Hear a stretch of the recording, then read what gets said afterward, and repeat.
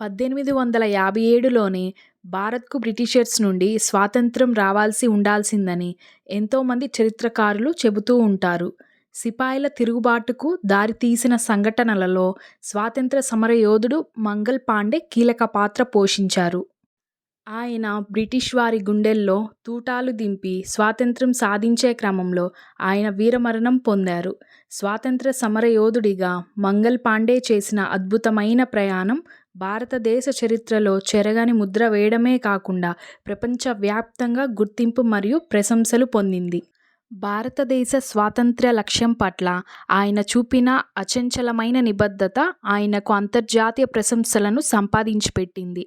ఆయన సందేశం యొక్క సార్వత్రికతను మరియు ప్రపంచవ్యాప్తంగా ఆయన వారసత్వ ప్రభావాన్ని హైలైట్ చేసింది. భరతమాత ముద్దుబిడ్డ మంగల్ పాండే జయంతి సందర్భంగా ఆయనకు ఘనమైన నివాళి. మంగల్ పాండే జీవితం ప్రతి భారతీయుడికి స్ఫూర్తిదాయకం, అజరామరం.